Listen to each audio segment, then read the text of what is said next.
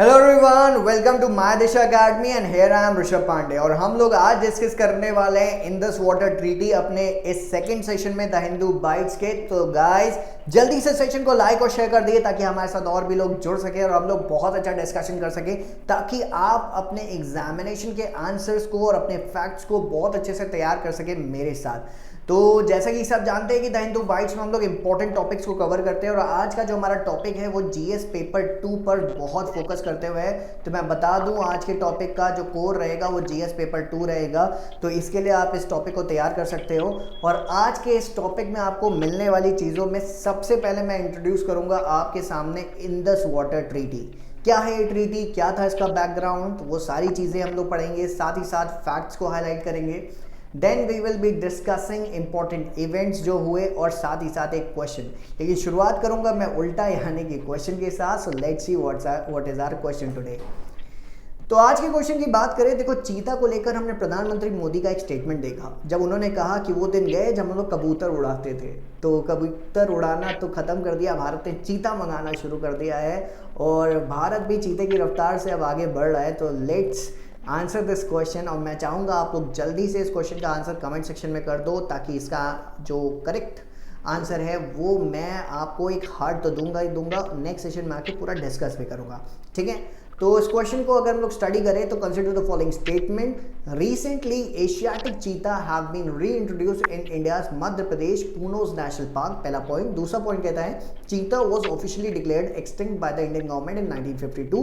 और third point कहता है Asiatic cheetah is classified as a critically endangered species by the IUCN red list. तो आपको दिए गए ऑप्शंस में से आंसर करना है 1 2 2 3 1 3 1 2 3, इनमें से कौन सा करेक्ट है। तो मैं आपके आंसर्स का वेट कर रहा हूं और चाहूंगा ज्यादा से ज्यादा लोग सही आंसर दें। ऑलराइट, तो चलिए आज के टॉपिक की तरफ चलते हैं हम लोग और आज के टॉपिक के बारे में बात करते हैं Indus water treaty. Indus water treaty जो कि सितंबर 1960 में साइन हुई थी। क्या था ऐसा जो बहुत ज़्यादा चर्चाओं में ले आता है इस ट्रीटी को। ये ट्रीटी साइन की गई थी कराची में। तो इंपॉर्टेंट फैक्ट है, याद रखना, ट्रीटी वो साइंड एट कराची। इसको साइन करने वाले कौन थे, राष्ट्राध्यक्ष। कहाँ के, भारत के और पाकिस्तान के। उस समय भारत के राष्ट्राध्यक्ष थे कौन, जवाहरलाल नेहरू, जो कि हमारे पहले प्रधानमंत्री भी हैं। तो इनका नाम और इनकी पहचान सबको पता है, जवाहरलाल नेहरू। इनका बर्थडे कब पड़ता है, 14 नवंबर को। और उस 14 नवंबर को भारत में हम लोग मनाते हैं चिल्ड्रंस डे के हिसाब से, लेकिन दुनिया मनाती है डायबिटीज़ डे के हिसाब से। तो इसको भी याद कर सकते हो, ठीक है। कैसे, देखो 14 नवंबर को चिल्ड्रंस डे मनाते हैं, चिल्ड्रंस को टॉफ़ी खिलाते हैं और मिठाई खिलाते हैं और मिठाई से हो सकती है डायबिटीज़। तो मैं बस आपको एक तरीका बता रहा हूँ याद करने का। पाकिस्तान के उस समय राष्ट्राध्यक्ष थे अयूब खान। तो ये दोनों ही बातें आपको इम्पोर्टेंट है, याद कर लेना। अब यहाँ पर आप सबकी फ़ोटो भी देख सकते हो। प्रधानमंत्री हमारे जवाहरलाल नेहरू यहाँ पर आपको दिख रहे हैं और ये हैं अयूब खान और ये हैं एक मीडिएटर। ये मीडिएटर असल में IBRD के सदस्य हैं। IBRD कौन है, वर्ल्ड बैंक की एक विंग है जिसको हम लोग IBRD कहते हैं। वर्ल्ड बैंक का एक विंग IBRD। अब वो यहाँ कर क्या रहा है, वो यहाँ कर रहा था ब्रोकर इस डील में। और वो इस डील में ब्रोकर क्यों कर रहा था, तो इसके लिए आपको जानना पड़ेगा थोड़ा सा ऐतिहासिक पर्सपेक्टिव। वो ऐतिहासिक पर्सपेक्टिव क्या था, देखो 1947 में हम आज़ाद हुए। अगर मैं टाइमलाइन के हिसाब से आपको दिखाऊं, 1947 में हम लोग आज़ाद होते हैं। उसके बाद भारत क्या करता है, पाकिस्तान के साथ समझौते हो रहे होते हैं, एक ट्रीटी साइन हो रही होती है, बाउंड्रीज डिमार्केट हो रही होती हैं। उसी दौरान हमारे यहाँ क्योस भी मचता है। फिर उसके बाद जनवरी में गांधी जी की डेथ हो जाती है, उनको नाथूराम गोडसे मार देते हैं। फिर कहा जाता है जो पाकिस्तान को हम लोग एक मतलब बहुत सॉफ्ट कॉर्नर से चीज़ें दिए जा रहे थे और पाकिस्तान हमें मतलब परेशान करे जा रहा था, वो कॉन्सेप्ट खत्म हो गया। गांधी जी के जाते ही पाकिस्तान की तरफ जो भारत का रुख था वो टोटल बदलकर एक स्टेप हो गया, सख्त हो गया, जिसके तहत अप्रैल की 1 तारीख 1948 को भारत ने पाकिस्तान जाने वाली सारी सप्लाई पानी की रोक दी फ्रॉम एवरी कैनाल। और भारत का कहना था भाई ये सब तो हमारे हिस्से में यानी कि हमारा है, तुमको क्यों दे। पाकिस्तान इसके लिए करता है प्रोटेस्ट और फाइनली एक अग्रीमेंट होता है। ये अग्रीमेंट असल में दोनों डोमिनियन के बीच होता है, क्योंकि भारत और पाकिस्तान आज़ाद होने के बाद डोमिनियन का एक दर्जा रख रहे थे, क्योंकि ब्रिटेन से आज़ाद होकर आए थे, अभी संविधान तो बना नहीं था। तो इसीलिए इस एग्रीमेंट को कहा गया था इंटर डोमिनियन अकॉर्ड। तो इंटर डोमिनियन अकॉर्ड एक साइन किया गया जो कि 4 मई 1948 को साइन होता है और भारत वापस से इनको पानी देना शुरू करता है, लेकिन इसके बदले में भारत कहता है कि भाई आपको पेमेंट करना पड़ेगा। तो पाकिस्तान पेमेंट करता है, भारत पानी देता है, यानी कुल मिला के हम पाकिस्तान को पानी बेच रहे थे। और जाहिर सी बात है बेच रहे थे तो पाकिस्तान को ये बात हजम नहीं होगी। पाकिस्तान अप्रोच कर जाता है वर्ल्ड बैंक 1952 में, और 1952 में जब वो वर्ल्ड बैंक जाता है तो वर्ल्ड बैंक जाके एक बात कहता है कि भाई वर्ल्ड बैंक हमको पैसे चाहिए भारत को पे करने के लिए भी और अपने यहाँ बहुत सारे इरिगेशन प्रोजेक्ट्स को डेवलप करने के लिए। वर्ल्ड बैंक देखता है कि यार इसको इरिगेशन प्रोजेक्ट डेवलपमेंट के लिए पैसा चाहिए, भारत से भी समझौता चाहिए।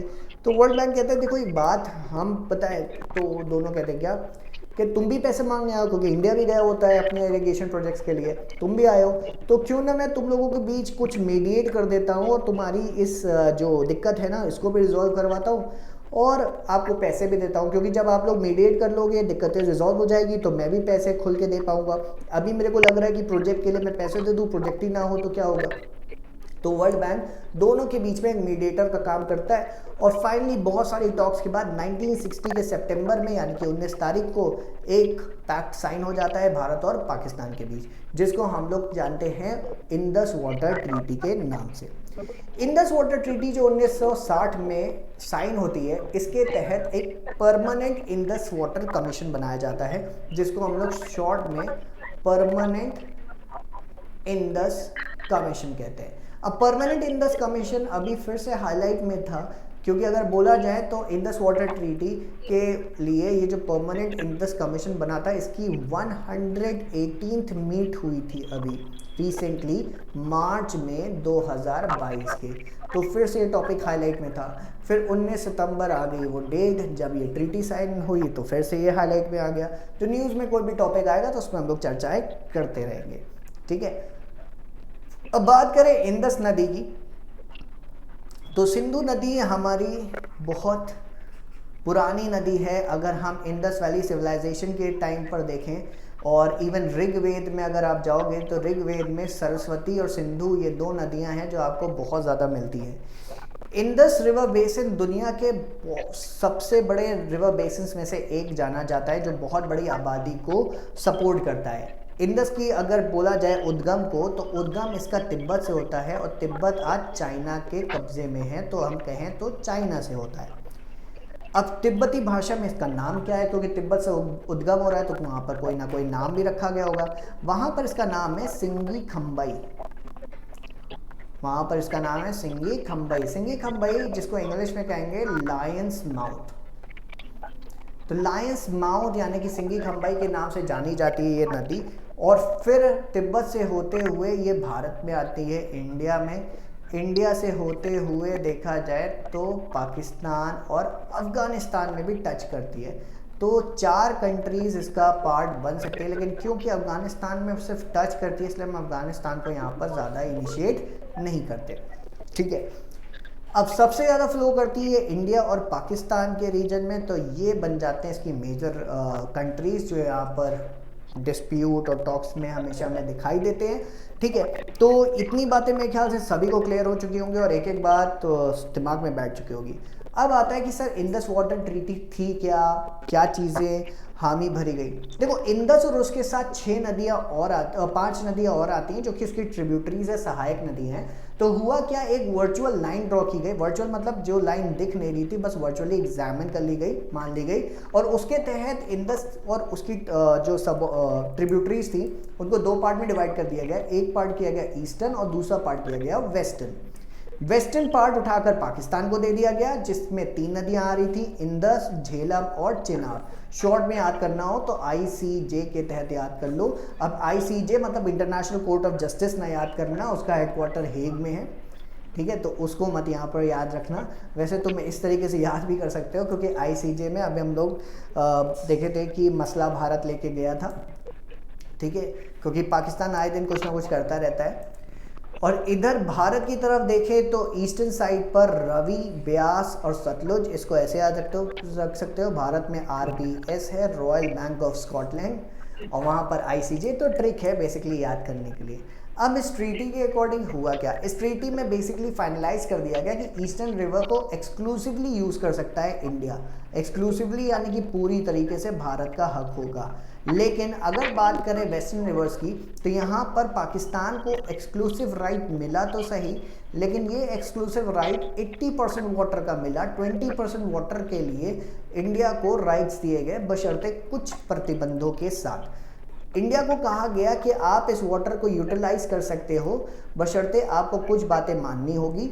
आप इस वाटर को डोमेस्टिक यूज़ में लेना, नॉन कंजम्पटिव यूज़ में लेना, एग्रीकल्चर यूज़ में लेना और जनरेट कर सकते हो आप इलेक्ट्रिसिटी, लेकिन वो भी रन ऑफ द वाटर, जो वाटर का रन है उसी के हिसाब से ROR बेसिस पे आप यूज़ कर सकते हो।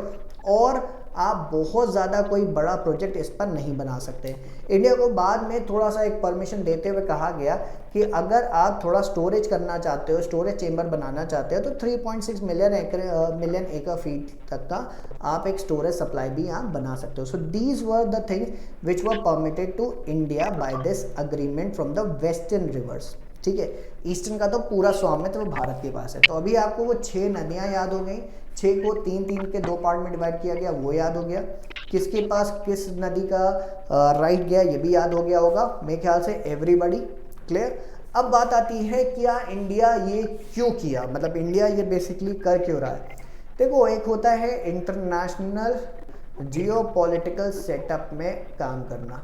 भारत ने इंडस वाटर ट्रीटी साइन करते हुए पूरी दुनिया में एक जो मुकाम हासिल किया वो मोस्ट लिबरल कंट्री के तौर पे आ गया, मोस्ट सक्सेसफुल लिबरल पैक्ट के तौर पर ये पैक्ट आ गया, क्योंकि भारत का एक लिबरलिज्म दिखाई दिया और इस ट्रीटी की सक्सेस भारत के लिबरलिज्म से दिखाई दी। तो इंडिया का एक स्टेचर यहाँ पर बढ़ता दिखता है दुनिया के पटल पर। तो ये एक फैक्ट था जहाँ पर इंडिया ने इस चीज़ को अग्री करते हुए अपना एक डोमिनेंस दिखाया।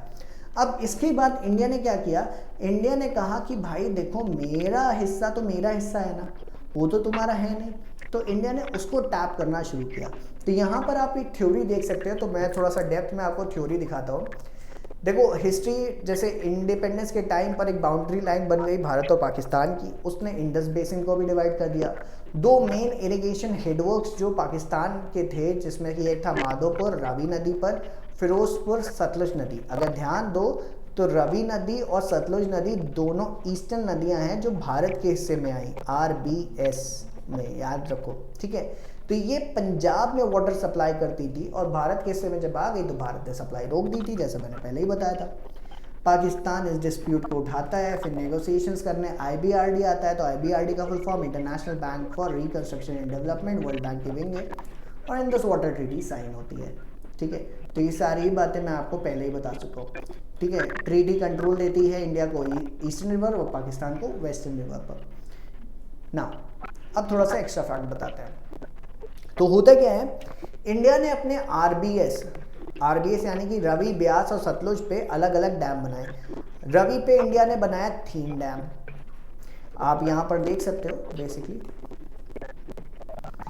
रवि नदी पर भारत ने बनाए 3 डैम, जिसको रंजीत सागर डैम भी कहते हैं, ताकि भारत टैप कर सके अपने वाटर सप्लाई को, वो पाकिस्तान में ना जा पाए।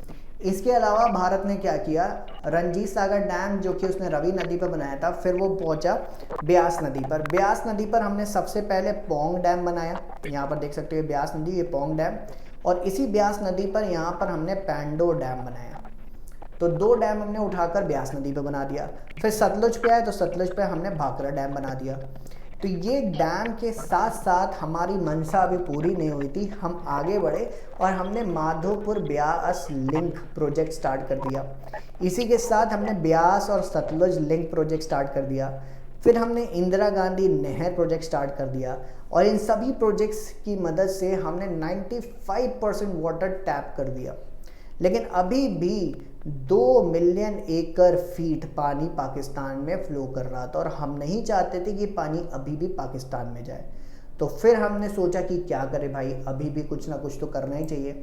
तो 3 डैम से निकलने वाले पानी को हमने शाहपुर खंडी प्रोजेक्ट के तौर पर टैप करना शुरू किया कि इसको वापस से इरिगेशन और पावर जनरेशन में इस्तेमाल करें, जिससे जम्मू एंड कश्मीर और पंजाब का फ़ायदा होगा।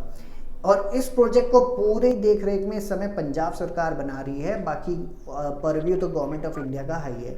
इसके अलावा उज में मल्टीपर्पज़ प्रोजेक्ट स्टार्ट कर दिया, और उज के मल्टीपर्पज़ प्रोजेक्ट के बाद हमने कहा कि लाओ रवि और ब्यास को लिंक भी कर देते हैं, तो रवि ब्यास का लिंक भी हमने यहाँ पर बनाने के लिए प्रस्ताव रख दिया है। तो सोचो कितना एफर्ट्स डाल रहे हैं ताकि हम अपने हिस्से के पानी को 100% टैप कर सके, कि भाई वो हमारा अधिकार है, उसमें कोई हमको रोक नहीं सकता कि 100% हम वाटर टैप क्यों कर रहे हैं। क्लियर? तो ये सारे ही फैक्ट थे हमारे इंडस वाटर ट्रीटी के। तो मुझे लगता है कि इंडस वाटर ट्रीटी आपको क्लियर हो चुकी होगी, इवन रीसेंट डेवलपमेंट्स या रीसेंट प्रोजेक्ट्स भी पता चल चुके होंगे। बस इतना ही आपको पढ़ना है और उससे रिलेटेड आपको आंसरिंग की प्रैक्टिस करनी है। जीएस पेपर 2 के लिए इंपॉर्टेंट एस्पेक्ट था आज की इस क्लास में। तो मुझे लगता है काफ़ी चीज़ें आपको क्लियर हो चुकी होंगी। एंड हमने जैसा कि बोला था, इंट्रोडक्शन होगा, फैक्ट्स होगा, डिस्कशन होगा और क्वेश्चन होगा। मैं क्वेश्चन के आंसर का वेट करूंगा। कमेंट सेक्शन आपके लिए ओपन है, आंसर करना मत भूलिएगा। और बस इसी के साथ thank you and God bless you all.